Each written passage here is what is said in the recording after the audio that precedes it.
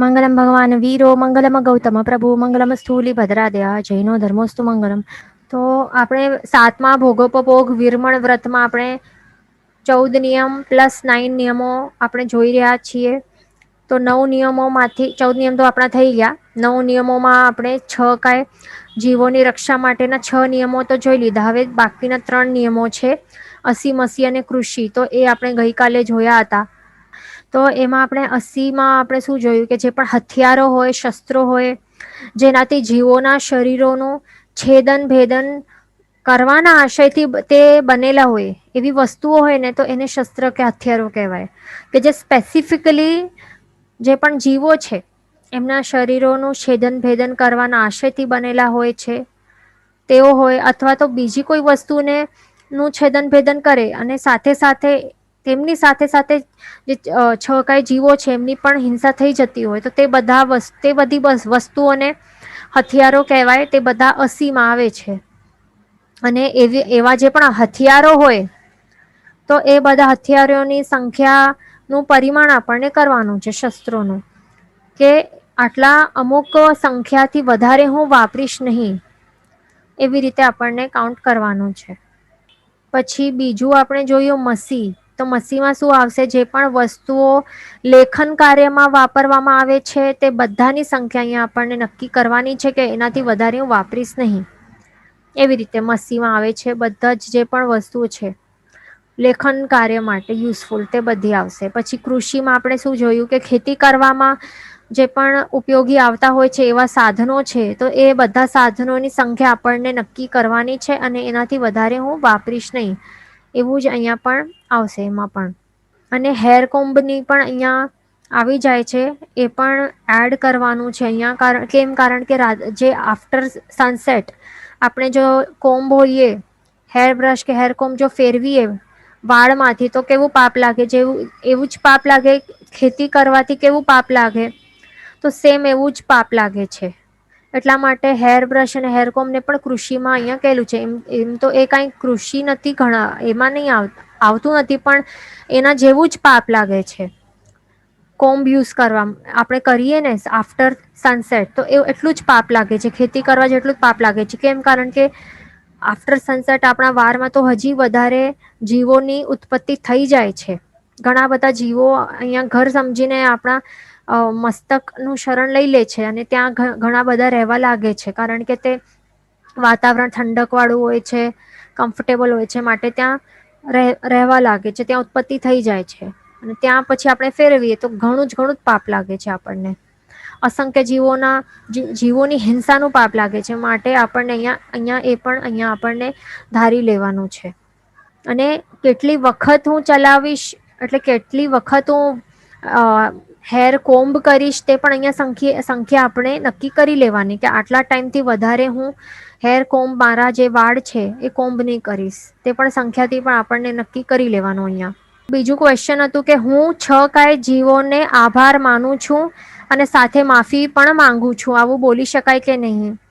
તો હા, તે બોલી શકાય. આપણને શું કેવા ભાવો ભાવવાના? આપણને એવા ભાવો ભાવવાના. આ ગઈકાલે તો આપણે જોયું કે પ્રાયશ્ચિત, જીવ રક્ષા, કરુણા ભાવ, જીવો પ્રત્યે મૈત્રીના ભાવ, આ બધા ભાવો તો ભાવવાના જ.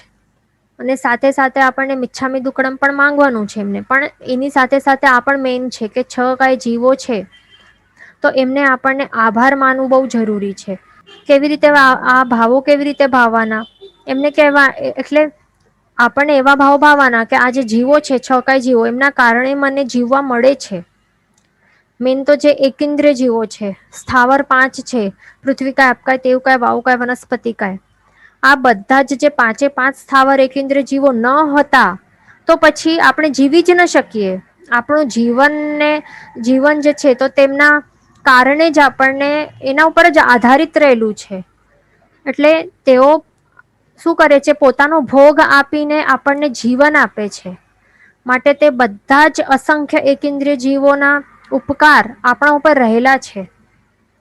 માટે તેમનો અંતરથી ખૂબ જ આભાર માનવો જોઈએ અને તેમનો ઉપકાર પણ માનવો જોઈએ. એમનો કરેલો ઉપકાર ક્યારે પણ નહીં ભૂલવો. અને એવા ભાવો ભાવવાના કે આપ બધા જીવોના ઉપકારને ચૂકવવાનો હું ફૂલ પ્રયત્ન કરીશ. અને આપને ગ્રહણ કરીને એટલે આપનો તો ભોગ કરીને મને જે પણ શક્તિ મળશે તો તેનો હું સદુપયોગ જ કરીશ. તે શક્તિનું જરા પણ દુરુપયોગ કરીશ નહીં. એટલે કે હું માત્ર સુકૃત કરીશ, દુષ્કૃતો કરીશ નહીં અને જલ્દીથી મારા બધા કર્મોને ક્ષય કરીને હું સિદ્ધ અવસ્થાને પ્રાપ્ત કરીશ.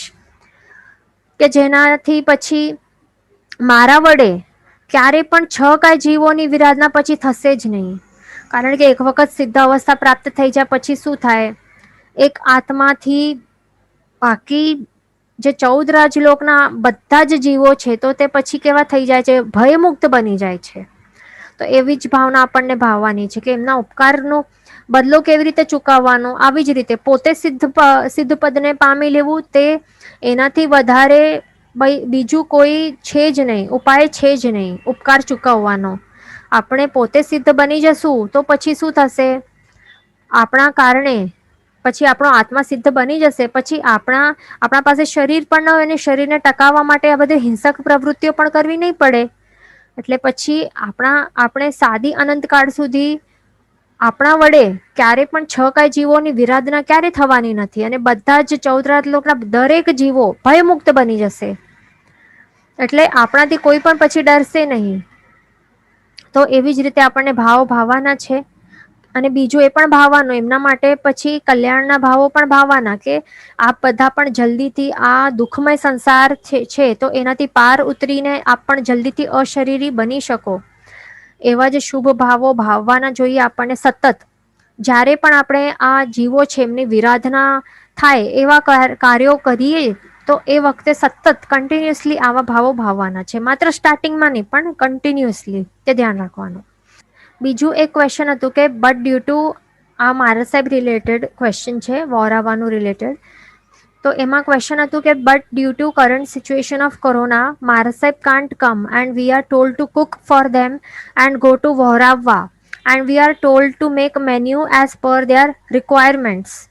તો આવું હમણાં આ જે સિચ્યુએશન છે ને કોરોનાની સિચ્યુએશન, તો તે કેવી ગણાય છે હમણાં માટે, અપવાદ ટાઈપ. આ અપવાદની સિચ્યુએશન છે અને માટે આપણને કરવું પડે છે.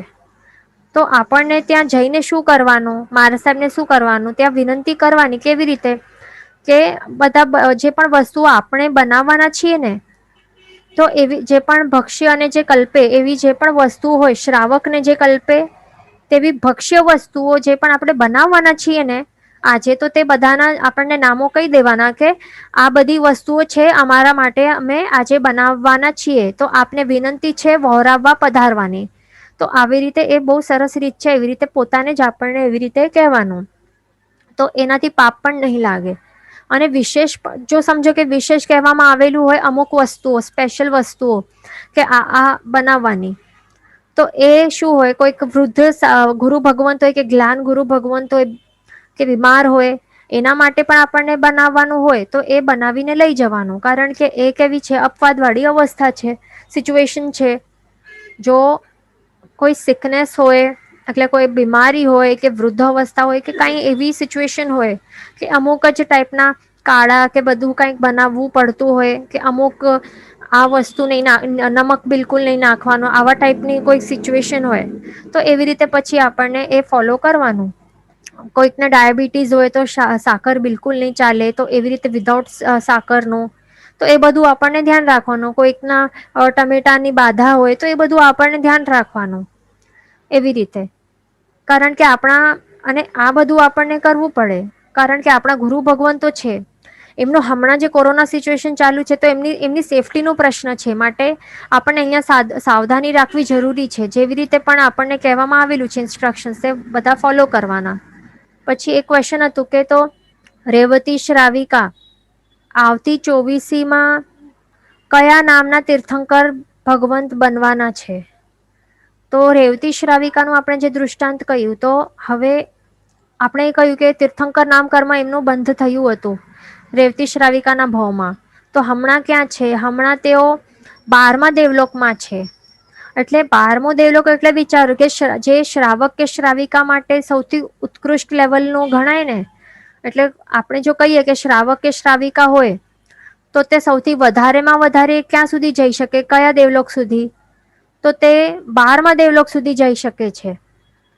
એટલે વિચારો તે ક્યાં ગયા છે, સૌથી ટોપ લેવલ જેટલું શ્રાવક શ્રાવિકા જઈ શકે તો તેમાં પણ ઉત્કૃષ્ટ લેવલ સુધી તે હમણાં છે. એટલે 12મા દેવલોકમાં તેઓ ઉત્પન્ન થયા છે.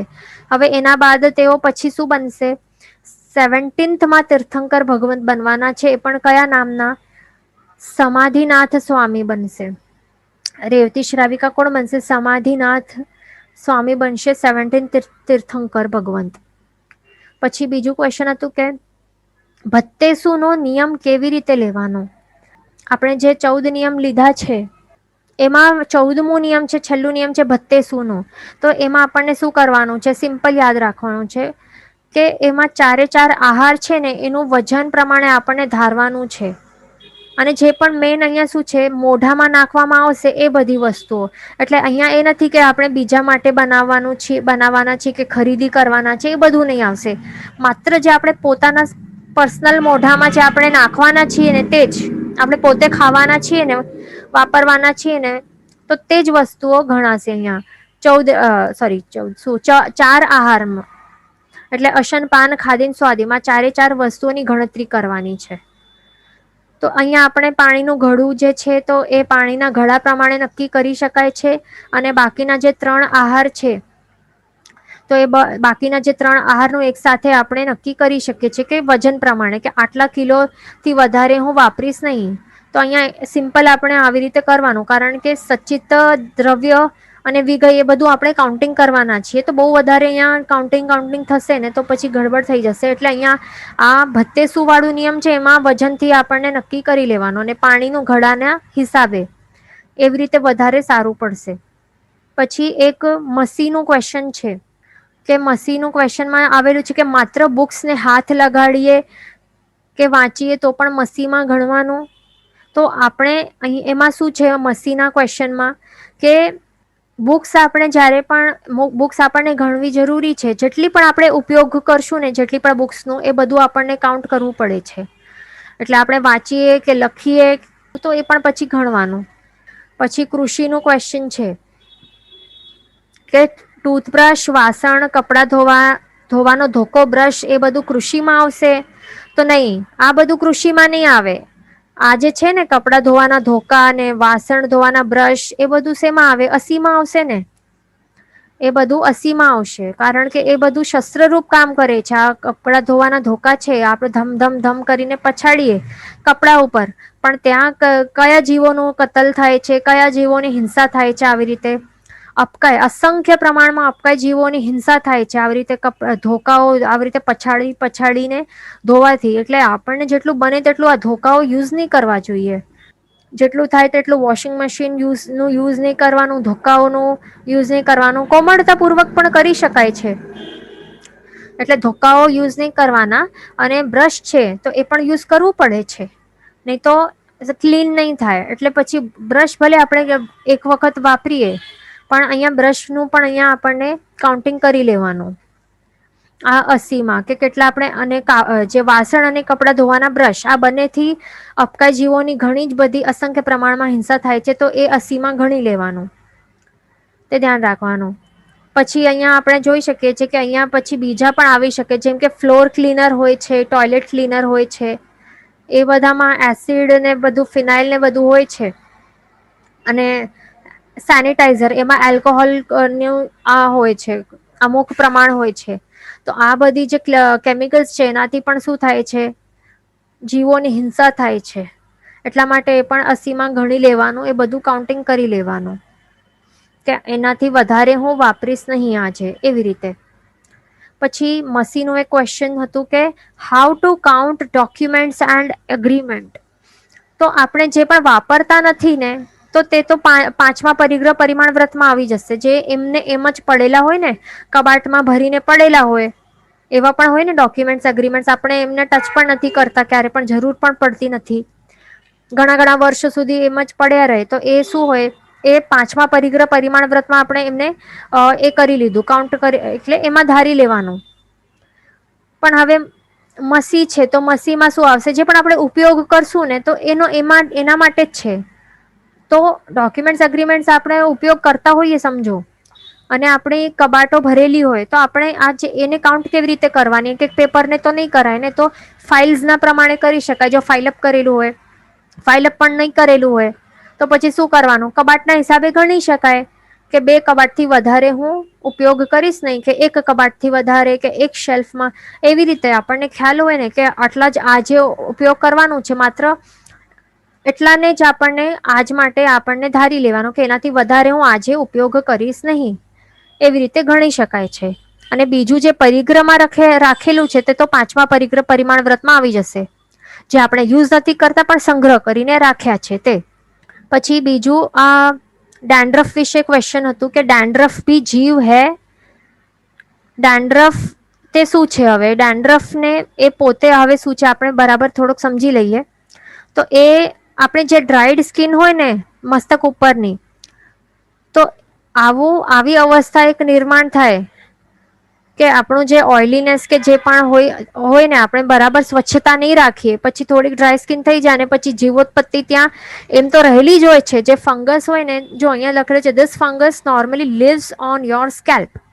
એટલે શું છે કે જે ફૂગ છે, જે અનંતકાય એવી જે ફૂગ છે, તો તે ઓલરેડી આપણા મસ્તકની ઉપર ત્યાં અમુક પ્રમાણમાં તેની ઉત્પત્તિ થયેલી જ હોય છે. કારણ કે વાતાવરણ જેવું હોય છે ને વાળમાં, કે એમના માટે બહુ ફેવરેબલ હોય છે. ભીનાશ હોય, પસીના આવે તો એટલે પસીનું હોય, અથવા તો વાળમાં ભીનાશ રહી જાય, અથવા તો જે પણ હોય ત્યાં સ્કિન પણ છે એ પણ એના માટે આહારરૂપ છે, તો ત્યાં એ રહેલું જ હોય છે અમુક પ્રમાણમાં. પછી જો એને આવા પ્રકારના એવા કન્ડિશન્સ મળી જાય ને, ફેવરેબલ કન્ડિશન્સ, પછી તે વધતું જાય, એ મલ્ટીપ્લાય થતું જાય. આ જે ફંગસ છે ને અનંતકાય, તે વધતું જાય છે અને એના કારણે પછી ડેન્ડ્રફ બનતું જાય છે. એટલે એ શું કરે છે? એ ડેન્ડ્રફ બનાવતો જાય છે. એટલે મેન અહીંયા એ સમજવાનું છે કે આપણને આ જે અનંતકાય જીવો રહેલા છે એમની ઉત્પત્તિ ના થાય તેનું ધ્યાન રાખવાનું. આપણે જો ઉત્પત્તિના કારણ બનીએ તો એ બધું પાપ આપણને લાગે. બરાબર? એટલે એ ધ્યાનમાં રાખવાનું આપણને. અને જે પછી આવતું જે ડેન્ડ્રફ તે શું છે? કોના કારણે છે? આ ફંગસના કારણે જ છે, આ ફૂગના કારણે જ છે. એટલે ફૂગ આ બધું જે સ્કિન સેલ્સ છે એને મલ્ટીપ્લાય, એટલે કે જે ફ્લેક્સ છે ડેન્ડ્રફના, એ બધું એ ક્રિએટ કરાવે છે. એટલે તે જ છે. તો તે ધ્યાન રાખવાનું. અને બીજું આપણને વાળમાં હાથ વારંવાર એ બધું નાખવું પણ એને અવોઇડ કરવાનું, કે સ્ક્રેચિંગ કરવાનું એ પણ અવોઇડ કરવાનું. મેન તો આફ્ટર સનસેટ એ બધું કરવાથી જીવોની ત્યાં હિંસા થાય છે. એટલે એ બધું નહીં કરવાનું. વાળમાં હાથ જ નહીં નાખવાના, તે ધ્યાન રાખવાનું. અને અમુક વખત સુધી જ કોમ્બ ફેરવવાનું, એ પણ આપણને એની સંખ્યા નક્કી કરી લેવાની. પછી બીજું ક્વેશ્ચન છે કે આ સમૂરછીમ જીવો માટે છે. એગ્સ હોય બર્ડ્સ ના, તે પણ સમૂરછીમ જીવો છે? એવો ક્વેશ્ચન છે. તો આ જે બર્ડ્સ છે એ પણ એગ્સ લે કરે છે. આપણે ગઈકાલે આપણે જૂ અને લીખ ની વાત કરી હતી ને, કે જે જૂ અને લીખ, તો લીખ પણ આપણે શું કહ્યું હતું કે જુઓ ને લીખ છે તો તે શું છે? સમૂરછીમ જીવો છે. તો એના ઉપરથી આ ક્વેશ્ચન આવેલું છે કે બર્ડ્સના પણ એગ્સ હોય તો શું તે પણ સમૂરછીમ જીવો છે? તો બર્ડ્સ જે પણ એગ લે કરે છે તો તે ગર્ભજ જીવ છે, કારણ કે તે માતા પિતાના સંયોગથી ઉત્પન્ન થયેલા છે. તે પંચેન્દ્રિય જીવો છે, તો એ ગર્ભજ હોય છે મોસ્ટલી. પણ જે આ જૂ અને લીખ છે ને, તો તે કેવા હોય છે? સમૂરછીમ જીવો હોય છે. તે ધ્યાન રાખવાનું. જે એકેન્દ્રિય થી કરીને ચૌરિન્દ્રિય જીવો છે તે બધા કેવા હોય છે? કોઈ પણ ગર્ભજ નથી હોતા, પણ બધા સમૂરછીમ હોય છે. એટલે જૂ, લીક એ બધા સમૂરછીમ હોય છે. એટલે કે માતા પિતાના સંયોગ વગર ઉત્પન્ન થયેલા હોય છે. અને મોસ્ટલી તે પોતાના જે જીવો હોય, એટલે આ જૂ હોય છે ને, તો એમના જે મળ હોય છે, તો એમના મળમાંથી પછી ઉત્પન્ન થાય છે. એટલે આપણે સાંભળ્યું હશે ને, એટલા જ માટે કે જેમને પણ જૂની તકલીફ થઈ ગઈ હોય તો એમને જે બેડશીટ્સ હોય, પિલો કવર્સ હોય, બધા બરાબર ધોવા જોઈએ, એવી રીતે કહેતા હોય ડોક્ટર્સ. તો એટલે શા માટે કહેતા હોય? કારણ કે એમાં જે જૂ છે એનું જે મળ એ બધું આવી ગયેલું હોય, પછી એમાંથી જ પછી બીજી નવી નવી જુઓ અને લીખો ઉત્પન્ન થતી જાય છે. લીખો એટલા માટે એવી રીતે હોય છે આ જીવોનું. પછી બીજું એક ક્વેશ્ચન હતું કે લોટ બહારથી દળાવીએ તો તે અસીમાં આવે? તો આ લોટ જે આપણે દળાવીએ ને બહારથી, તો એ પણ ગ્રાઇન્ડર ને ચક્કી માંથી દળાવીએ તો એ પણ આપણે થોડાક ટાઈમ માટે આપણે એ યુઝ કરાવ્યું આપણા માટે, ગ્રાઇન્ડર કે ચક્કીને, તો એનું પાપ આપણને લાગે, કારણ કે આપણા માટે જે ગ્રાઇન્ડ થાય છે એટલે એ 80માં ગણવું પડે. બરાબર છે. એટલે લોટ દળાવવાનું જે ચક્કી ને ગ્રાઇન્ડર છે તે પણ 80માં આવશે, અને ઘરમાં પડેલી ઘરઘંટી ચક્કી હોય તો તે પણ 80માં આવશે. તે ધ્યાન રાખવાનું. પછી બીજો એક ક્વેશ્ચન છે કે મોબાઈલ ગેમ્સ માટે. તો આ મોબાઈલ ગેમ્સ આપણે રમીએ કે મોબાઈલમાં ડિલીટ કરીએ ફોટોઝ, આ એક ઘણું ક્વેશ્ચન ઘણા ટાઈમથી ચાલી રહ્યું છે કે મોબાઈલ ફોન્સમાં ફોટોઝ આપણે ડિલીટ કરીએ તો એનો પાપ લાગે કે નહીં. એકદમ બહુ એક ક્વેશ્ચન છે. બે મત છે એમાં પણ. કેટલાક કહે કે નહીં એમાં પાપ નથી લાગતું, અને કેટલાક કહે છે કે હા પાપ લાગે છે. આપણે બે મત સાંભળે છે ને, તો એ શું કરવું જોઈએ? મોબાઈલ્સમાં આપણે ગેમ્સ રમીએ એમાં પણ હિંસક ગેમો રહેલી હોય, એટલે હિંસક હોય છે ગેમો, અને એમાં એકબીજાને મારવાની હોય. સિમ્પલ ગેમ પણ હોય એંગ્રી બર્ડ્સ જેવી, એમાં પણ શું કરે છે, બર્ડ્સ જઈને ત્યાં પિગ્સને મારે છે ઉડી ઉડીને. તો એટલે સિમ્પલ છે ગેમ, પણ એમાં પણ હિંસક જ છે. અને બીજું છે ફોટોસ ડિલીટ કરીએ તો એ બધું 80માં આવે કે નહીં. તો હવે અહીંયા એ સમજવાનું કે આ જે છે ને એ 80માં નહીં આવે. આપણે મોબાઈલમાં ગેમ રમીએ છીએ અથવા તો આવી રીતે ફોટોઝ એમાં રહેલા હોય તો એ ડિલીટ કરીએ તો એ 80માં કેમ નહીં આવે? કારણ કે આપણે સાચે કોઈ જીવ છે જે રિયલી પ્રેઝન્ટ છે જીવ, તો એના આપણે દ્રવ્ય પ્રાણોનો નાશ નથી કરતા, એટલે એમના પ્રાણોનો ઘાત નથી કરતા. પણ આ માત્ર એક ગેમ છે, વર્ચ્યુઅલ છે એમાં, અને વર્ચ્યુઅલી ફોટોઝ ડિલીટ થાય છે મેમરીમાં. એટલે અહીંયા એમ કહી શકાય કે આ દ્રવ્ય શસ્ત્ર ભલે નથી, પણ શું બની શકે છે? આ મોબાઈલ ગેમ અને આ ફોટો ડિલીટ કરવાનું તે ભાવ શસ્ત્ર રૂપ બની શકે છે. તો તે અહીંયા આપણને ખાસ નોટ કરવાનું કે આ દ્રવ્ય શસ્ત્ર રૂપ નથી બનતું, પણ કેવું બને છે આ મોબાઈલ ગેમ અને આ ફોટો ડિલીટ કરવાનું ભાવ શસ્ત્ર રૂપ. એટલે અહીંયા આપણે ફોટોઝ ડિલીટ કરતા વખતે અથવા તો ગેમ્સ રમતી વખતે આપણા આત્મામાં જો હિંસક પ્રવૃત્તિઓ આવી જાય ને, કે હા એને તો મારી નાખું, ગેમ્સ રમતી વખતે એવી રીતે ભાવો આવે કે હા એને તો બરાબર મારી નાખું, એને આઉટ કરી દઉં, એમને જીવતો નહીં છોડું, અને આવા અલગ અલગ પ્રકાર, આ બધા શસ્ત્રો, અલગ અલગ વેપન્સ આપેલા છે ઓપ્શન્સ, હવે આ બરાબર છે, આ વેપન લઈને એને મારું. તો આવા આપણા ભાવો આવે તો એ ભાવ શસ્ત્રરૂપ બની ગયો. ભલે સાચે એ કોઈ દ્રવ્ય પ્રાણ એટલે કે કોઈ સાચે જીવની હિંસા નથી કરી, પણ ભાવથી આપણે કરી છે, એટલે ભાવ શસ્ત્રરૂપ બને છે, અને પછી આપણને પાપ લાગે છે હિંસાના. તેવી જ રીતે ફોટોઝ ડિલીટ કરીએ ને, આપણે ફોટોઝ ડિલીટ કરીએ તો એમાં આપણને જો આપણા ભાવો ન હોય તો પાપ નહીં લાગે, પણ આપણા જો હિંસાવાળા ભાવો હોય ને, હિંસક વૃત્તિ આપણામાં આવી જાય તો પછી તે ફોટોઝ ડિલીટ કરવાનું તે પણ ભાવ શસ્ત્ર રૂપ બની જાય છે. અહીંયા એવું હોય છે. એટલે આપણા ભાવો ઉપર અહીંયા ડિપેન્ડન્ટ છે. આપણે એમાં ડિલીટ કરીએ કે નહીં મારી મેમરી બહુ વધારે છે તો એટલે હું મેમરીમાંથી ઇરેઝ કરી નાખું, થોડી ઓછી કરી નાખું મેમરી.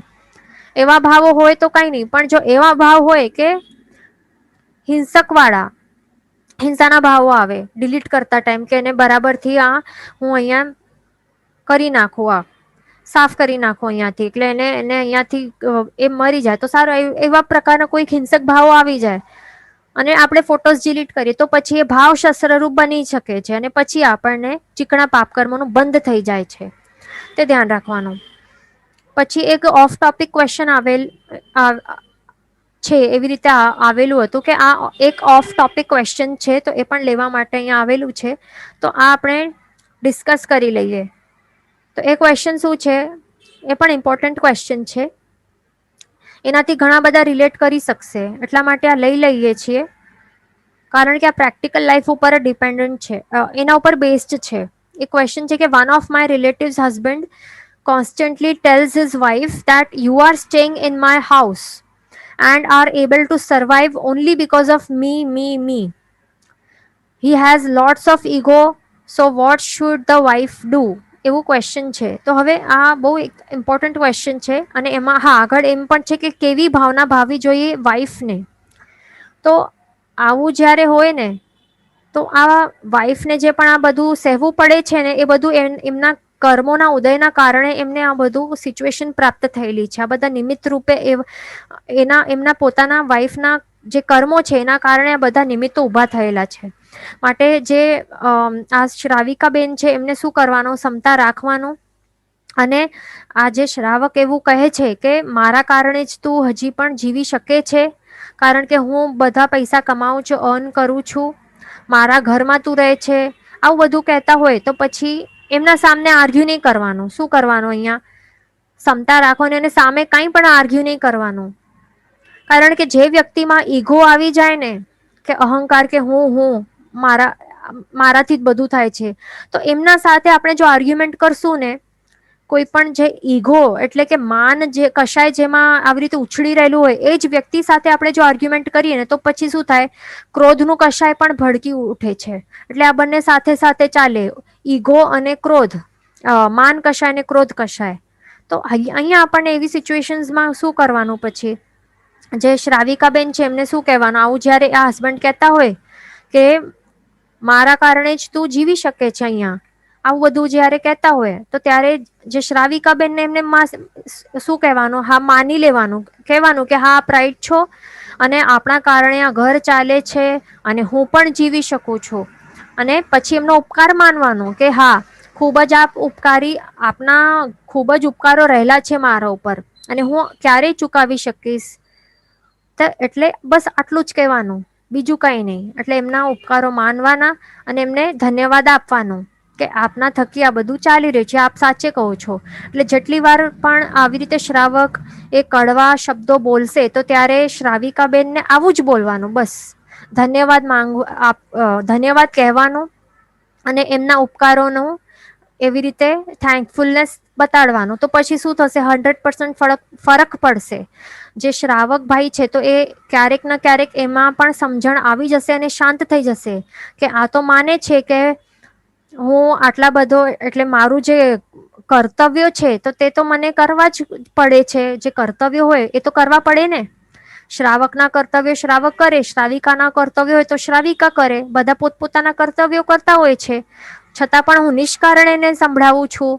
મારા જ કર્તવ્યો જે કરવા પડે એવા હું નિષ્કારણે સંભળાવું છું. તો પછી એમને પોતાને પણ પછી ને અંતરથી શરમની અનુભૂતિ થશે કે હું દુર્વ્યવહાર કરી રહ્યો છું. એમને રિયલાઇઝેશન થશે અને પછી ઘરમાં શાંતિ થઈ જશે. એટલે શું થાય, એકને જ્યારે માન કશાય કે ક્રોધ કશાય સતાવતું હોય ને, તો બીજાને બિલકુલ બોલવું નહીં ત્યારે. અને ઇનફેક્ટ આવી રીતે ઉપકારો માનવા જોઈએ અને એમના ગુણોને યાદ કરવાનો અને એમનું થેન્કફુલનેસ બતાડવાની અને દોષોને ત્યારે ઇગ્નોર કરવાનો. તો શું થાય, એમને સામેવાળું હોય ને એમને પછી રિયલાઇઝ ઓટોમેટિક થશે. એક વાર નહીં થશે, બે વાર નહીં, 3 વાર નહીં, 5 વાર, 10 વાર, પછી થશે, થવાનું જ છે. એટલે બસ એ ધ્યાન રાખજો. ઓકે, અહીંયા એક ચેટબોક્સમાં આવેલું છે કે હું આ વર્ષના માર્ચ મહિનામાં ભાયખલા દેરાસરમાં રત્ન સુંદર સુરેશ્વરજી મહારાજ સાહેબના આગમ વાંચના શિબિરમાં ગયો હતો. ત્યાં જાણવા મળ્યું કે તેમના સમુદાયના કોઈ સાધ્વીજી મહારાજ સાહેબ આવી બાધા લીધી છે કે જે કોઈ પણ ખાવાની વસ્તુઓ ઉપર છરીનો વપરાશ કરવું પડે તે બધી જ વસ્તુનો ત્યાગ. સાધુ જીવનમાં પણ આવી બાધાઓ લેવાથી ખૂબ ઓછા પ્રમાણમાં પાપનું બંધ થાય છે. એમની અંતરથી ખૂબ અનુમોદના. હા, તો વિચારો કે આવા પણ નિયમો લેનારા હમણાં પણ આ કાળમાં પણ પ્રેઝન્ટ છે આવા મહાત્માઓ.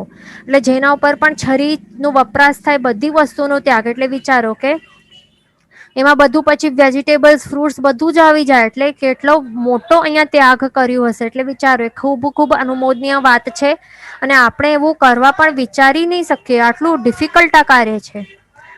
એક મહારાજ સાહેબનું તો આવું આપણે સાંભળ્યું હતું કે આપણા જ આમાં સમુદાયમાંથી કે ઓછામાં ઓછા જીવની હિંસા થાય ને એટલા માટે માત્ર દૂધી વાપરતા. એટલે દૂધીનું શાક જ એ વાપરે, કારણ કે દૂધીનું એક જ એટલે ઓછા જીવ છે. પણ ભીંડી વગેરે આપણે વાપરીએ, એનું શાક બને તો ઘણા બધા જીવો આવે ને અલગ અલગ, કારણ કે નાની ભીંડીઓ હોય.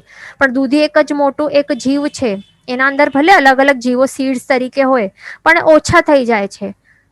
એટલે અને વધારે ક્વોન્ટિટીમાં આ શાક બની શકે છે. એટલે એવા ઓછામાં ઓછા પ્રકારે હિંસા કેવી રીતે થઈ શકે, એવા ભાવો ચાલતા હોય છે. વિચારો, એટલે આપણને પણ કેટલા, એટલે અભક્ષ્ય વસ્તુનું તો ત્યાગ કરવાની જ હોય, પણ સાથે સાથે ભક્ષ્ય વસ્તુઓમાં પણ આટલી બધી આવી રીતે સંક્ષેપ કરતા હોય, ઓછામાં ઓછી હિંસા થતી હોય, એવા એ લોકો બાધાઓ લેતા હોય. એટલે આપણને પણ એમનાથી આપણને એ શીખવું જરૂરી છે અને આપણને એવા બાધાઓ લેવાની પછી. તો એવી રીતે આપણને 14 નિયમ અને 9 નિયમ જે છે તો એ બધા જીવ રક્ષાને માટે લેવાના છે. અને દરરોજ સવાર સાંજ આપણને દિવસ પૂરું થવા આવે ત્યારે આપણને સાંજે પછી ચેક કરી લેવાનું. એ ગણતરી રાખવી હવે જરૂરી છે. હવે અહીંયા પણ નિયમો તો લઈ લીધા, પણ હવે આપણને કેવી રીતે કરવાનું છે તે હવે અહીંયા ઇમ્પોર્ટન્ટ હવે વાત આવે છે. બધા ધ્યાનથી સાંભળજો હવે.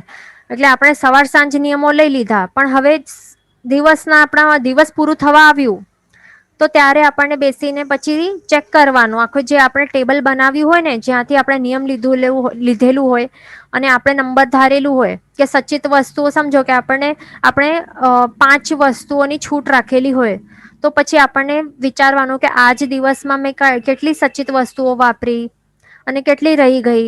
5ની છૂટ છે છતાં પણ મેં 2 જ વાપરી છે, એવી રીતે હોય.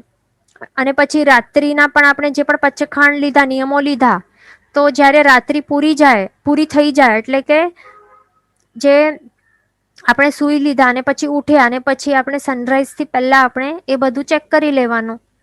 સૂર્યોદય થી પહેલા બેસીને આપણને એ બધું સવારમાં ચેક કરી લેવાનું કે કેટલું કેટલું થયું, કેટલો નિયમ, કેટલી છૂટ લીધેલી હતી અને મેં સાચે કેટલું વાપર્યું, એ બધું આપણને નોટડાઉન કરવાનું, યાદ કરીને બેસીને. અને પછી શું કરવાનું, દરરોજ ઘટાડો કરતા રહેવાનું છે ધીમે ધીમે. આપણે સ્ટાર્ટિંગમાં ભલે કેટલાક જે નવા હોય 50ની સંખ્યા, 100ની સંખ્યા રાખેલી હોય, પછી એમનું કોન્ફિડન્સ વધી જાય પછી શું કરવાનું, દરરોજ ઘટાડો કરતા રહેવાનું ધીમે ધીમે. તો તે મેઇન છે, ધ્યાન રાખવાનું. એટલે દ્રવ્ય સંક્ષેપ તે કરતા રહેવાનું. દ્રવ્ય સંક્ષેપ એ મેઇન નથી. મેઇન ઉદ્દેશ આપણો શું છે, ઈચ્છાઓ ઉપર પરિમાણ આવવાનું છે. એટલે ઈચ્છાઓને આપણને કાપવાનું છે, તે મેઇન અહીંયા આપણું લક્ષ્ય છે. અને તે કેવી રીતે આવશે, જ્યારે દ્રવ્યનું સંક્ષેપ કરશું ત્યારે ઈચ્છાઓ પર કાપ આપણે, એટલે એને કટ ઓફ કરી શકશું. અને એનાથી શું થશે, પછી આપણી જે અશુભ લેશિયાઓ છે તો તે બધી તૂટે છે. આપણામાં જે સંજ્ઞાઓ હોય છે તો તે પણ તૂટે છે. અને આત્મા ઉપર રહેલા જે પણ કુસંસ્કારો રહેલા હોય એ પણ તૂટી જાય છે, ધીરે ધીરે તૂટતા જાય છે. અને શું થાય છે, શુભ અને સારા સંસ્કારો એ બધા બંધાતા જાય છે.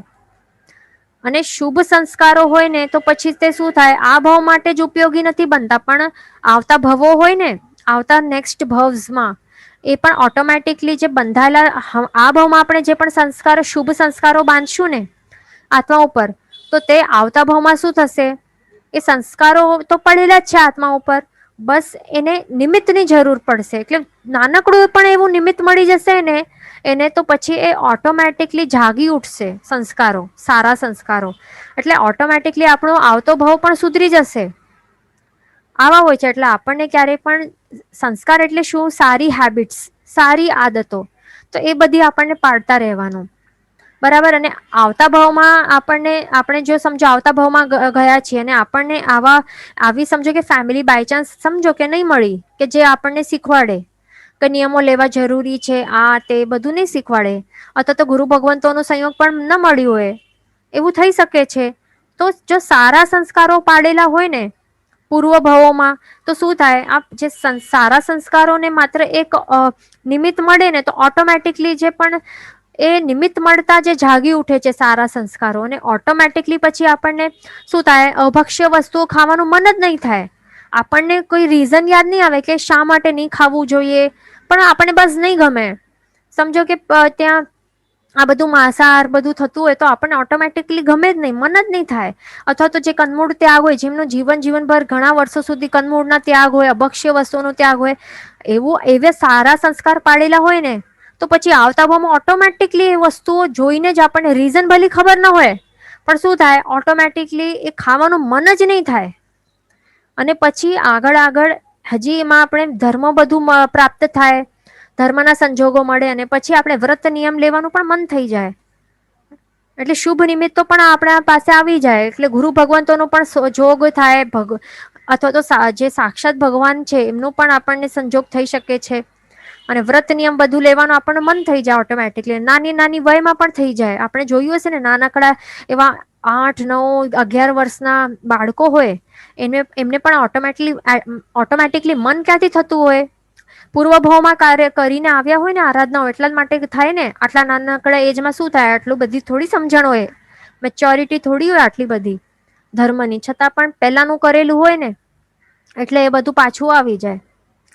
એટલે આપણને એ જ કરવાનું, શુભ સંસ્કારો બાંધવાના. ને જે બેડ હેબિટ્સ છે એનો ત્યાગ કરવાનો. તો આ સંજ્ઞા બધી છે આ બેડ હેબિટ્સ રૂપે જ છે, એ બધું આપણને તોડવાનું છે. તો આવી રીતે હેલ્પફુલ થાય છે આ જે વ્રત છે અને નિયમો છે. તો આવી રીતે એ હેલ્પફુલ થાય છે. આપણા જે આ ભવ જ નહીં પણ આવતા ભવો પણ સુધારી નાખે છે વિચારો. એટલે આપણને પાપ કરતા અટકાવી નાખે છે. નેક્સ્ટ ભાવમાં આપણને મન જ નહીં થશે, પછી ભલે વ્રત નિયમ લીધેલું ન હશે, સમજણ ન હશે, પણ ઓટોમેટિકલી મન જ થશે નહીં કે પાપ કરવાનું. એવા પાવરફુલ હોય છે આ વ્રત નિયમો. અને બીજું, આપણા અધ્યવસાયોને પણ શુભ બનાવે છે. અને આપણામાં સંતોષ ગુણ છે, સૌથી ઇમ્પોર્ટન્ટ ને મેઇન ગુણ છે સંતોષ ગુણ, તો એ પણ પેદા કરાવે છે. એટલે કે સંતોષ ગુણ પેદા થઈ ગયું એનું મિનિંગ શું થયું કે આપણે ઈચ્છા ઉપર કંટ્રોલ આવી ગયું ને. તો આપણો ઉદ્દેશ તો એ જ હતું ને કે ઈચ્છા ઉપર, અમાપ ઈચ્છાઓ હોય એના ઉપર કાપ લગાડવી, એને કટ ઓફ કરવાનું, ઓછી કરવાની, તોડવાની, એ જ હતું ને મેઇન ઇન્ટેન્શન. તો એ આપણે જો આપણામાં આવી જાય, ઈચ્છાઓ ઉપર કંટ્રોલ આવી જાય, એનું મિનિંગ શું થયું? બીજો મિનિંગ કે આપણામાં સંતોષ ગુણ પ્રગટ થઈ ગયું છે. તો સંતોષ ગુણ જે છે આપણા આત્મામાં, તો તેને જ આપણને પ્રગટ કરવાનું છે. એ જ મેઇન આપણો ઉદ્દેશ છે. અને બીજી ઇમ્પોર્ટન્ટ વાત, હવે આપણે એ પણ જોઈ લઈએ કે આપણને જે પણ દિવસ અને રાત્રિના અંતે આપણે ચેક કરવા બેસીએ ને કે આટલી આટલી ધારેલી હતી વસ્તુ, તો એમાંથી કેટલી વસ્તુઓનો હું વપરાશ કર્યું છે, તો એ આપણને બેસવાનું છે ચેક કરતા ટાઈમ. તો ધારેલા કરતા જો સમજો કે ઓછી ચીજ વસ્તુઓ હોય ને, ધારેલો હોય, સમજો કે સચિતમાં 10 ધારેલી હોય, 10 સચિત વસ્તુઓથી વધારે વાપરીશ નહીં, તો સમજો કે એનાથી ઓછી ચીજ વસ્તુઓનું આપણે ભોગ કર્યું હોય, એટલે વાપર્યો હોય, તો આપણને શું કહેવાનું કે વધેલ લાભમાં. શું કહેવાનું? વધેલ લાભમાં. અને બીજું પોઈન્ટ, કદાચ કોઈ આપણાથી વસ્તુ ગણવાની યાદ જ નહીં આવે, ભૂલાઈ જાય, થતું હોય એટલે આપણે આટલું બધું આપણા પાસે જ્ઞાન પણ પ્રગટ થયેલું નથી, એટલે ભૂલી શકાય છે, યાદ નહીં આવે એવું થઈ શકે છે, ગણવાની રહી જાય. તો પછી શું કહેવાનું? ભૂલચૂક મિચ્છામી દુક્કડમ, એવી રીતે કહેવાનું, તે ધ્યાન રાખવાનું. એટલે શું કહેવાનું છે આપણને? બધું કાઉન્ટિંગ કર્યા બાદ, ચેકિંગ કર્યા બાદ, વધેલ લાભમાં અને ભૂલચૂક મિચ્છામી દુક્કડમ, એવી રીતે કહેવાનું છે ખાસ. અને સમજો કે જો ક્યારેક શું થાય કે આપણે જે ધારી છે વસ્તુ, તો ધાર્યા કરતા વધારે વસ્તુનો બાય મિસ્ટેક જો ભોગ કે ઉપભોગ થઈ ગયેલું હોય, માર્કેટમાં પણ જતા ટાઈમ, અથવા તો શયનનું હોય, એટલે આટલી જગ્યાથી વધારે બેસવાનું નહીં. અને આપણે ત્યાં નીચે બિલ્ડિંગમાં ત્યાં કોઈકનું જે સ્કૂટી પડેલી હોય, તો સ્કૂટી ઉપર આપણે ટેકો લગાડીને બેસી ગયા, એટલે આખો બરાબર નહીં બેઠા, પણ ટેકો લગાડીને થોડુંક પણ આપણે પાર્શિયલી પણ બેઠા, તો એક ગણાઈ જશે ને શયનનો. તો અને આવી રીતે આપણે યાદ નહીં રહ્યું અને વધારે વસ્તુઓનો ભોગ ઉપભોગ થઈ ગયું, તો પછી એ પણ નોટ ડાઉન કરવાનું કે વધારે વસ્તુ આપણાથી, એટલે નિયમ લીધેલું હતું એનાથી વધારે વસ્તુઓનો ભોગ કે ઉપભોગ થઈ ગયું છે મારાથી, તો એનું આપણને પછી ગીતાર્થ ગુરુ ભગવાન હોય એમના પાસેથી આપણને શું કરવાનું? પ્રાયશ્ચિત માંગી લેવાનું. તે ઇમ્પોર્ટન્ટ છે. એટલે બધું નોટ ડાઉન કરતા રહેવાનું. એટલે એક આપણી ખાસ ડાયરી કે બુક હોય, ધાર્મિક ડાયરી, 2 ડાયરીઓ રાખવાની, એક તો નિયમોની અને તપ કરેલા તપો એની, અને બીજી હોય એ માત્ર કરેલા પાપોની. આવી રીતે આપણને ડાયરીઓ મેન્ટેન કરવાની, ક્યારે પણ 2 ધાર્મિક ડાયરીઓ રાખવાની આવી રીતે. તો એવી રીતે આપણને કરવાનું. અને બીજું, આપણે જે નવા નિયમો લઈએ હવે દિવસ માટે, દિવસના 14 નિયમ, 14+9, 14+9 નિયમો, અને રાત્રિના 14+9 નિયમો, એ બધા નિયમો આપણે લઈએ, એટલે ધારી લેવાના પહેલા. અને પછી શું કરવાનું? દેશાવગાસ્યમ પચ્ચખાંડ લેવાનું. આ પ્રમાણે જે અહીંયા લખેલું છે કે દેશાવગાસ્યમ ઉવભોગમ પરિભોગમ પચ્ચખાઈ પચ્ચખામી અનંતણા ભોગણમ સહસ્સાગારણમ મહત્તરાગારણમ સવ્વ સમાહિવત્તિયાગારણમ વો સિરામી. એવી રીતે આપણને લઈ લેવાનો પચ્ચખાંડ. આપણે જો પોતે લેતા હોઈએ તો પચ્ચખામી પણ બોલવું, અને વોસિરામી, આ 2 શબ્દો બોલવા બહુ જરૂરી છે. અને જે આપનારો હોય અને બીજા માત્ર લેનારા હોય, તો લેનારાઓને આ પચ્ચખામી અને વોસિરામી, આ 2 મોટા સાદથી બોલવું જરૂરી છે. આ 2 શબ્દો તે ખાસ ધ્યાન રાખવાનું. અહીંયા ક્વેશ્ચન છે કે કપડાં સીવવાનું મશીન 80માં આવે, તો એ તેવું કાયમાં પણ આવશે, કારણ કે ઇલેક્ટ્રિસિટી એટલે તે અગ્નિકાયના જીવોના આથી આવે છે ને, હિંસાથી, એ તો આવે છે. અને બીજું એમાં જે મશીન છે, સુઈંગ મશીન છે, એમાં નીડલ્સનો ઉપયોગ થાય છે, એટલે કે સોયનું. તો આપણે સોયની તો પહેલા જ ગણતરી કરી લીધી ને 80માં, તો એ તો 80માં આવી જ જશે, એટલે 80માં ગણી લેવાનું. બરાબર છે. પછી એક ક્વેશ્ચન છે કે while suffering any problems, how we know કે પાપ ઉદયમાં આયા? If anyone hurts us, how do we know कि वो न्यू पाप बंद कर रहा या अपने बिफोर का पाप का रिटर्न दे रहा है? ઓકે, આપણે જ્યારે પણ અહીંયા ક્વેશ્ચન છે કે આપણને કોઈ પણ પ્રોબ્લેમ થતું હોય છે તો આપણને કેવી રીતે ખબર પડે કે આપણું પાપ કર્મ ઉદયમાં આવ્યું છે?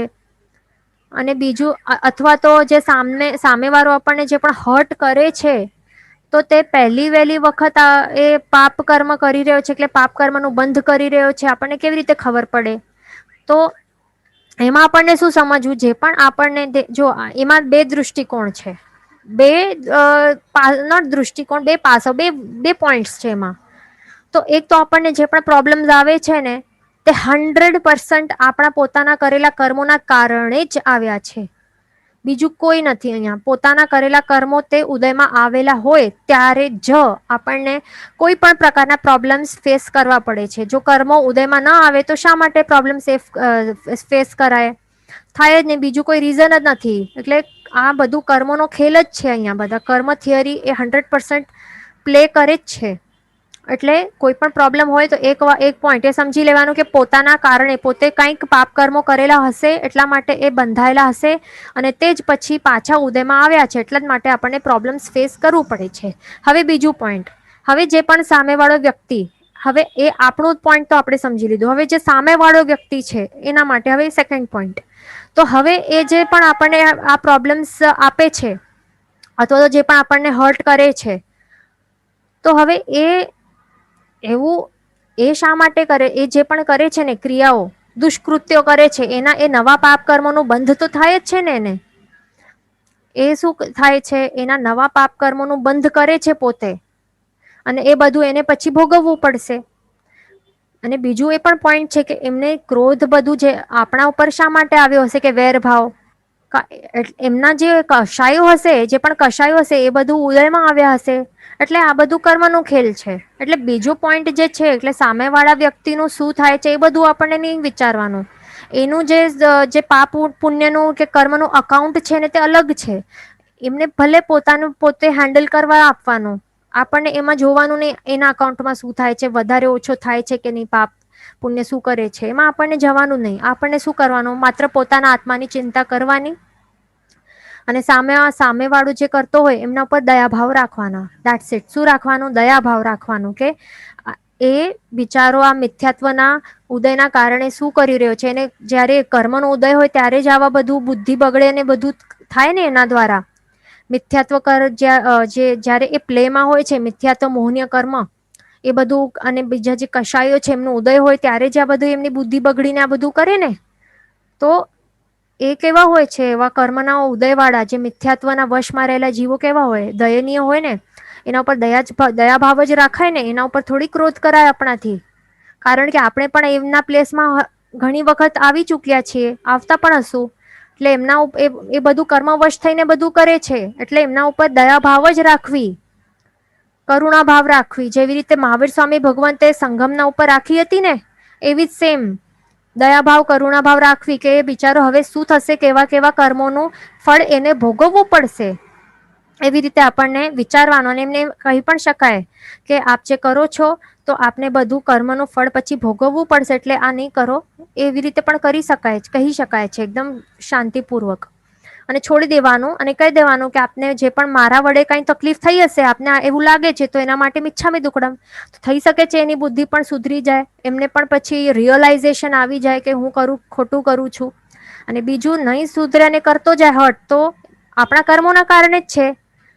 આપણે જે કર્મની સ્થિતિ બાંધીને આવ્યા છે, મોટી સ્થિતિ વાળા હશે અને એનું ઉદય રહેલું હશે, એટલે ઘણા વખત સુધી આપણને પછી ભોગવવું પડે એવું. અને આપણને શું કરવાનું? જે પણ કર્મો છે એ પણ ક્ષય તો થઈ જ શકે છે ને, એટલે આપણને એ જ ટ્રાય કરવાનું કે કર્મો ક્ષય થતા જાય આપણા, અને જલ્દીથી મોક્ષ તરફ આપણે વધી શકીએ. એટલે કર્મો ક્ષય થતા આપણે ક્ષય કરતા જશું તો ઉદયમાં પછી આવશે જ નહીં ને ઉદયમાં. અથવા તો આવશે તો પણ ઓછા રસ, એમનું રસ જે હોય છે એનું આપણે રસને ખતમ કરી નાખવાનું. તો આવે ઉદયમાં અને ભોગવાઈ જાય ને આપણને ખબર પણ નહીં પડે, એવું પણ કરી શકાય છે. અહીંયા ક્વેશ્ચન છે કે વાય તપની ડાયરી. તો આપણે જેટલી પણ તપ કર્યા હોય ને તો એ બધાનું આપણને એ સુકૃતો હોય ને, સુકૃતોના લિસ્ટમાં આવે. એટલા માટે આપણને તપ ડાયરી મેન્ટેન પણ કરી શકાય છે કે આ બધા અનુમોદનીય જે વસ્તુઓ છે, સુકૃતો કરી છે, તો એના માટે. અને પછી બીજી દુષ્કૃતોની નિંદા, તો એને આપણે કહીને પાપની ડાયરી અલગ, એક આવી સુકૃતો હોય એની ડાયરી અલગ.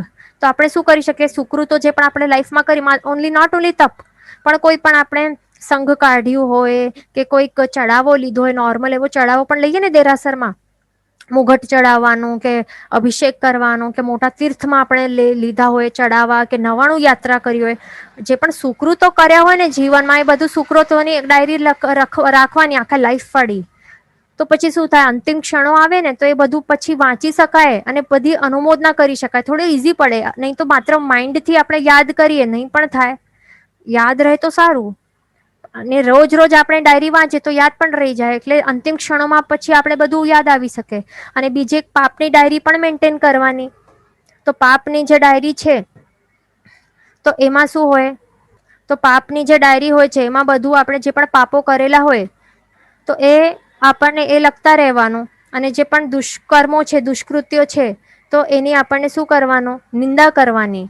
અને પછી એ જે પાપનું જે ડાયરી હોય તે પછી આપણને સબમિટ કરવાની આપણા ગીતાર્થ ગુરુ ભગવંતને, અને પછી પ્રાયશ્ચિત લઈ લેવાનું. બરાબર. જે સુકૃતો આપણે જે વાંચીએ ને, તો એના અહંકાર માટે આપણે ડાયરી મેન્ટેન નથી કરતા, ખાસ ધ્યાન રાખવાનું. આપણને અહંકાર નથી કરવાનું કે હું કરું છું, હું એ નહીં, આવી રીતે નહીં. આપણે સુકૃતોની અનુમોદના કરવાની છે, બહુ ડિફરન્ટ છે વસ્તુઓ. અહંકાર અને અનુમોદના એ બધું મિક્સ નહીં કરવાનું. પછી અહીંયા ક્વેશ્ચન છે કે હાઉ ટુ ટેક 14 નિયમ in periods, please explain. Can we take 8 days together if we know are periods are coming near? નહીં, તો એવી રીતે નહીં થાય. બીજા કોઈ વ્યક્તિ હોય ને આપણા ઘરમાં, એમના દ્વારા આપણે લઈ શકીએ છીએ. હાથ જોડીને આપણે ઊભા રહેવાનું અને એ આપી દે આપણને, અથવા તો હા એવી રીતે કરી શકાય છે. અથવા તો જીભ ચલાવ્યા વગર એકદમ મનમાં આપણે એવી રીતે વિચારી શકીએ છીએ અને લઈ શકીએ છીએ, બધું ધારણા કરી શકીએ છીએ આપણે. એટલે કાંઈ પણ અડવું નહીં, પેપર વેપર કાંઈ અડવું નહીં, એકદમ દૂર રહેવાનું અને મનમાં બધું ધારી લેવાનું. એટલે લેવું તો જરૂરી છે પીરિયડ્સમાં પણ, બંને ટાઈમ, સવાર સાંજમાં. અને બીજા કોઈ ઘરના વ્યક્તિ હોય તો એમને શીખવાડી દેવાનું કે આવી રીતે સિમ્પલ પચખાણ છે તો એ આપી દો મને, આપી દેજો મને, એવી રીતે. એટલે લેવાનું જરૂરી છે. અહીંયા બીજું ક્વેશ્ચન છે કે કપડાં સીવવાના મશીનમાં વાયુ કાયમાં પણ આવે, આનું વ્હીલ ચાલે, તેથી પ્રભુ પૂજામાં પહેરવાના વસ્ત્રો. અચ્છા, એ અલગ ક્વેશ્ચન છે. હા, તો જે સ્વિંગ મશીન છે તો એનું જે વ્હીલ ચાલતું હોય, તો એવા વ્હીલ વાળું જો મશીન હોય તો એમાં વાયુકાય જીવોની પણ હિંસા થાય છે, તો બરાબર છે. તો એમાં પણ ગણી શકાય છે, વાયુકાય જીવોના વિરાધનાનું સાધન તરીકે પણ ગણી શકાય છે. પછી કેટલાક મશીનો હોય એમાં વ્હીલ પણ ન હોય, માત્ર ઇલેક્ટ્રિસિટીથી ચાલતા હોય, તો એમાં નહીં પછી ધારવાનું. ડિપેન્ડ્સ ઓન ધ મશીન કેવું છે.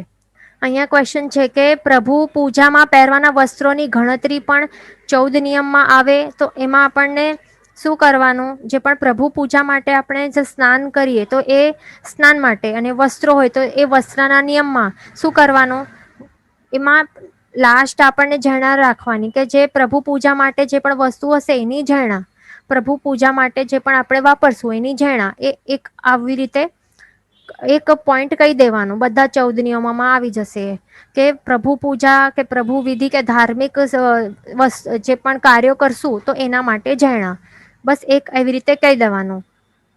અહીંયા ક્વેશ્ચન છે કે can we keep both diaries together, પાપ એન્ડ પુણ્ય? તો આપણે પાપ અલગ કેમ કહી છે, કારણ કે આપણને સબમિટ કરવી પડશે ને ગુરુ ભગવાનને, એટલા માટે પાપની ડાયરી અલગ મૂકવા માટે. આપણે એ પણ વાત કરશું ભવ આલોચનાની. આપણા 12 વ્રત થઈ જશે ને તો એના જ લાગતું ટોપિક, ઇમ્પોર્ટન્ટ ટોપિક છે ભવ આલોચના. એ 12 વ્રત ઉપર જ બેસ્ડ છે, તો એમાં આપણે વાત કરશું કેવી રીતે કરવાનું. પછી ઓકે, અહીંયા આપણે આ જોઈ લીધું કે આ આપણે પહેલા તો 22 અભક્ષ્ય વસ્તુઓનો ત્યાગ તો જોઈ લીધું, પછી 14 નિયમ પણ જોઈ લીધા, અને પછી આપણે આ રોજ 2 ટાઈમના જે નિયમો લેવા જરૂરી છે તે પણ જોઈ લીધા. પણ અહીંયા આપણે એક ઇમ્પોર્ટન્ટ વાત કરશું, એક વોટ્સએપ મેસેજ વિશે. એક વોટ્સએપ મેસેજ આવું એક ગ્રુપમાં આવેલું હતું, તે મેં જોયું હતું. તો એક આપણે આ જરાક વાંચી લઈએ. આ વોટ્સએપ મેસેજ કેવો છે ફોરવર્ડેડ, કે 14 નિયમ દિવસ ત્યાગ. એમાં એ લોકો કેવી રીતે બતાડે છે જુઓ. ખાસ હવે અહીંયા ધ્યાન આપજો કે આવી રીતે લેવાય કે નહીં લેવાય એ આપને હવે કહેવાનું છે, કે આ બરાબર છે કે નહીં રીત. આપણે આપણા બધા ક્લાસ સાંભળ્યા છે, એનું નિયમ શા માટે લેવાય છે ને આપણે બધું હવે પોઈન્ટ્સ ધ્યાનમાં છે. તો હવે આ આપ જ કહેજો કે આ આવી રીત બરાબર છે કે નહીં, તે ખાસ હવે આપને ડિસાइड કરીને હમણાં કહેવાનું છે ચैट बॉक्स में. ओके, तो यहाँ શું બતાડે છે કે 14 નિયમ ધારણ करने से मेरू पर्वत जितना पाप रुक जाता है, राई जितना रह जाता है. तो main first of all Meru पर्वत जितना નહીં, પણ આપણે 14 રાજલોકમાં જેટલું પણ એક મોટું થાય છે, મોટું સ્કોપ છે. એટલે આટલું નહીં, 14 રાજલોક જેટલા પાપ રોકીને એકદમ રાઈ જેટલા આપણે કરી શકીએ, માત્ર મેરુ પર્વત જેટલા નહીં, તે ધ્યાન રાખવાનું. પછી આગળ બીજું પોઈન્ટ, અઢિદ્વીપ 15 क्षेत्र 14 राजलोक असंख्यात द्वीप समुद्र में से 5 इंद्रियों से स्पर्श करूं जिसका मेरे आघार એટલે કે છૂટ, એવं બાકી કા ત્યાગ. એટલે જેટલી આટલો બધો 14 રાજલોકનો એરિયા છે, એમાં માત્ર હું જેટલું સ્પર્શ કરું એટલી છૂટ અને બાકીનો ત્યાગ.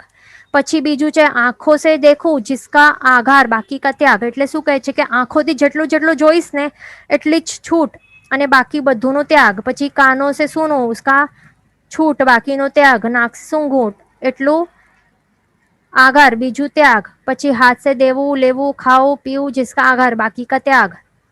પછી વાહન और पावों से चलूं और जितनी भूमि पर बैठूं सोऊं जिस दिशा में भी जाऊं उतनी भूमि का आघार बाकी का त्याग. હવે આપને શું લાગે છે બરાબર છે આ એવી રીતે લઈ શકાય? પછી આગળ શું આવે છે કે जितने कपड़े पहनूं ओढ़ूं बिछाऊं जिसका आघार. એટલે આટલું જેટલું પણ હું પહેરું એટલું છૂટ અને બીજું બધોનું ત્યાગ. પછી પલંગ ગાદી તકિયા આ બધું जितना भी बैठूं या सो उसका आघार बाकी का त्याग.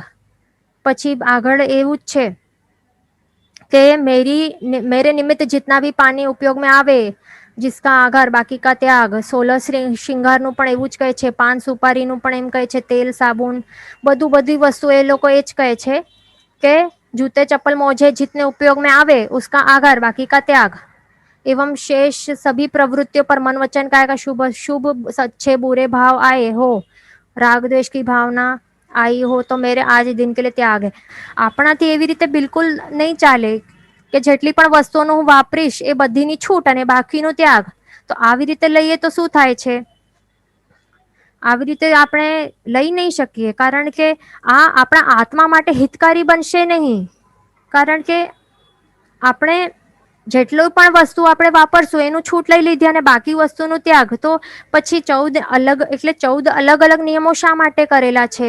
આવી જ રીતે જો એવું હોય એવી રીતે આપણે કરી શકીએ કે જેટલું પણ વાપરી અને એટલી છૂટ અને બાકીનો ત્યાગ. તો 14 અલગ અલગ કેટેગરાઇઝેશન શા માટે કરેલું છે? શાસ્ત્રકાર ભગવંતોએ આપણે 14+9 નિયમો શા માટે લેવાના કયા છે? નહીં તો આ બધું એક જ નિયમના અંડર નહીં આવી જાય કે બધી જ વસ્તુઓ 14નું અલગ અલગ ક્લાસિફિકેશન પણ કરવાનું પછી શું જરૂર પડી? બરાબર ને? આપણે વિચારવા જેવી વાત છે. એક જ નિયમ પછી ગણવાનો કે જેટલી પણ સામગ્રી વાપરીશ તેની છૂટ અને બાકીનો ત્યાગ. તો એવું ટોટલી અયોગ્ય છે, એ રોંગ છે, એવી રીતે નહીં લેવાય. પણ શાસ્ત્રકાર ભગવંતોએ આપણને શું કહ્યું છે કે 14 નિયમો લેવાના છે અને એમાં પણ આપણને સંખ્યા ધારવી જરૂરી છે. સંખ્યા મેન છે. એટલે આવા મેસેજના પ્રમાણે તો બધી છૂટ જ રાખેલી છે. એમાં શું હવે એની સંખ્યા કઈ ધારી નથી. એટલે અનલિમિટેડ વસ્તુઓ વાપરી શકે છે. અહીંયા કોઈ પણ પ્રકારના બંધનમાં આવેલું જ નથી. આત્મા બંધન આવેલું છે એને તો આખી છૂટ છે. જેટલું પણ હું વાપરીશ એ બધું છૂટ અને બાકીનું ત્યાગ. એટલે આ તો અહીંયા ફૂલ ફ્રીડમ આપેલી છે આત્માને કે તું અનલિમિટેડ વસ્તુઓ યુઝ કરી શકશે. જેટલી યુઝ કરશે અનલિમિટેડ વસ્તુ તેની છૂટ તને, બાકીનો ત્યાગ. એટલે અહીંયા એવી રીતે આપણને લેવાનું જ નથી. એકદમ ખોટી રીત છે. બરાબર? એવું આપણે લઈએ તો પછી આપણો 14 નિયમ લેવાનો જે મુખ્ય ઉદ્દેશ્ય હતું ને કે જે ઈચ્છાઓ પર નિયંત્રણ લાવવાની કે પરિમાણ લાવવાનું છે, તો તે તો અહીંયા થશે જ નહીં. આપણી જે અમાપ અને અનલિમિટેડ ઈચ્છાઓ છે એને આપણને કાપવાનું છે. તો તે આપણો મેઇન ઉદ્દેશ છે. તો તે અહીંયા પૂરું ક્યાં થાય છે? અહીંયા માટે જ આવી રીતે આપણને 14 નિયમ લેવાનું કોઈ પણ અર્થ નથી રહેતું અને કોઈ પણ લાભમાં આપણે રહેતા નથી. એટલે આવા પ્રકારે તો બિલકુલ નહીં લેવાય 14 નિયમો. જેમણે પણ આવા પ્રકારનું લખ્યું હશે મેસેજ, તેમણે શાસ્ત્રનો બરાબર જાણ્યા કે સમજ્યા વગર આવી રીતે બનાવી દીધું હશે અને તેનું એ ફોરવર્ડ કરીને પછી કેટલા જણાએ પ્રેરણા પણ લઈને આવી રીતે નિયમો લેતા પણ હશે. એટલે ખોટી પરંપરા પછી સર્જાઈ જાય પછી લેવાની 14 નિયમો. એટલે આપણને અહીંયા ખાસ ધ્યાન રાખવાનું છે કે કોઈ પણ વોટ્સએપ મેસેજ જે પણ હોય તો તે ગુરુ ભગવાન દ્વારા લિખિત ન હોય, એટલે કે તેમના લિખિત પુસ્તકોના આધારે રહેલું ન હોય તો તેવા કોઈ મેસેજ કે ટેક્સ્ટ ઉપર આપણને ટ્રસ્ટ નહીં કરવા અને ન તો તે આપણને ફોરવર્ડ કરવા જોઈએ. અને બીજાને આપણે જો ફોરવર્ડ કરીએ કે ગ્રુપ્સમાં નાખીએ તો એમાં આપણે એક ભાગીદાર બની જઈએ એ ખોટી પરંપરા સેટ કરવામાં અને બીજા લોકોને ભમાડવા માટે. એટલે એમાં આપણને ફોરવર્ડો નહીં કરવાના, એ ધ્યાન રાખવાનું. જીન વચન વિરુદ્ધ બોલાયું હોય તો મિચ્છામિ દુક્કડમ. સર્વમંગલ માંગલ્યમ સર્વ કલ્યાણ કારણમ પ્રધાનમ સર્વ ધર્માણમ જૈનમ જેતિ શાસનમ.